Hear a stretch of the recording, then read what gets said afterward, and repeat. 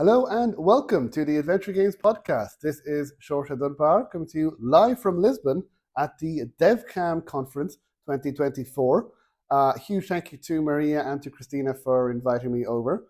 And here there was a lot of games, there was awards, there was a lot of interviews with developers. So without further ado, here are some of the interviews with some adventure and narrative game developers, plus one developer of one game that's not an adventure game, but it's pretty cool. I think you can guess which one that I wanted to talk to. So here are my interviews, and here is a quick look at my time here at DevGAMM. Please enjoy. Hi, my name is Joseph Riches. I am the Technical Director at Robust Games. And I am Adam Riches. I'm the Creative Director at Robust Games. And together we're making Locomotive, a comedy, murder mystery, point-and-click adventure where you have to solve a murder aboard a steam train. It was amazing. We were nominated for 3 categories at DevGAMM, including the grand prize, and we didn't win it, but we still got, still got a comedy check, and that's what it's all about. Yeah. It was still fantastic to be here. Great experience. Yeah, we've had a great time. I think you were a bit nervous, I think, beforehand, but I was serenely calm up until about 2 minutes before. Yes. We had the inverse reaction. I was very nervous, and then come on stage, and it was just very calm. Yeah, I mean, I think with that, he was Antoine was asking us the questions, and so it just felt very natural. Yeah, to, be ourselves and answer honestly. Yeah, and they said very nice things. Yeah. All the nominees, they said every game was amazing in every category, so stiff competition for sure. My name is Cameron Tliel. I am a narrative designer for Desert Angels, a game created by Folding Star. The main developer, my friend DM, they were really inspired by like Breath of the Wild and just like exploring the world naturally, and just take a little bit of the takes parts of like the mechanics of like Breath of the Wild, and just like you can interact with things, blow things up as well. I remember the bomb specifically being a major inspiration and being like, let's do something similar to that, but with genres that we already know. So like first-person shooters. The setting is based. It's in a desert and it's in a scrapyard because the story is set like years into the future where technology has very much advanced. So it says like a lot about the environment and the world of being like all these like technologically advanced systems are considered junk, and what we have here are a bunch of people who moved to the desert and lived in the desert for like a couple of generations, and then have this as their neighborhoods, and use those like machines and stuff to sort of help their own like way of life. Hey everyone, my name is Mateusz Rantówka. I represent MFI Games, and we are doing the game named The Skyland Chronicles. It's a powerful story, single-player action-adventure RPG about pirate who meets his end only to be reborn in a wild Slavic world. So you can expect anything that will happen in this game, and I hope you like it. Inspiration is for sure. I love anime, and I love anime that is named One Piece. So this is the inspiration for the pirate world. But when it comes to the Slavic world that our hero will be reborn to, of course, it's The Witcher. We love The Witcher, and we combine some beautiful mechanism, which is The Witcher climb atmosphere with assassin movements. So this will be something that if you ever wanted to play The Witcher with assassin movement, then now you should be looking at our game. Hook is something that we took from Horizon, but the inspiration was actually God of War, because he has a mid-range chain attack, and will be developing the cool system for fighting using that chain.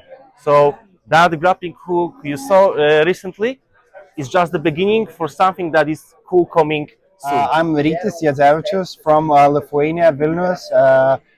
My studio is Fluxo Games, and today I'm going to talk about Book Smugglers, narrative, research, management, survival game. Inspiration from historical events which happened in 19th century in area that we live. Our language, whole written form was banned completely. Like it was changed to Kirillitsa, which is more Slavic way of writing. And instead of accepting that people rose up, not in like resistance fighting, but smuggling books through the border to bring to communities, to children, to priests, to teachers, to contain our language, our heritage, because through language, I think that lies most of the different cultures. Hi, my name is Maria Gomes, and I'm the creator of The Wizard's Apprentice. And my game is essentially a game where you are a wizard in a school of wizards, but you're kind of failing at your classes, so you're a failed wizard. And it's a game very focused around alchemy and trying to join ingredients to create new spells. Thank you. And so tell us about the mixing of the alchemy. Can you tell us a little bit more about this mechanic in the game? Yeah, I found it very interesting. Yeah, I think that's the most interesting part of the game. This is essentially based on the cooking mechanics from Breath of the Wild, where you have to explore your worlds and find new ingredients, both by defeating monsters or actually by just finding them around on the environment. And then you have to kind of figure out how they join each other to make the spells. They do make sense, typically. So if you have, like, for example, an ice spell, maybe you want to use the ice ingredients to create new spells and kind of mimic what your colleagues are doing, because alchemy is illegal in your world. So, Hello, yeah. everyone. I'm Felipe Rodrigues, and I'm the solo developer behind Gloomy Juncture. And Gloomy Juncture is a narrative-driven game, a character-driven story, and is a neo-noir psychological thriller. And the main gameplay is essentially inspired by the classic point-and-click games from the 90s.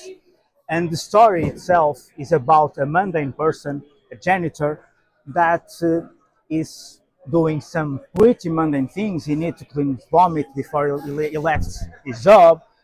But as he solves problems and he solves the puzzles through the narrative, as you play with this character, you will get deeper into the declining mind of this character, and the world itself around will adapt to that.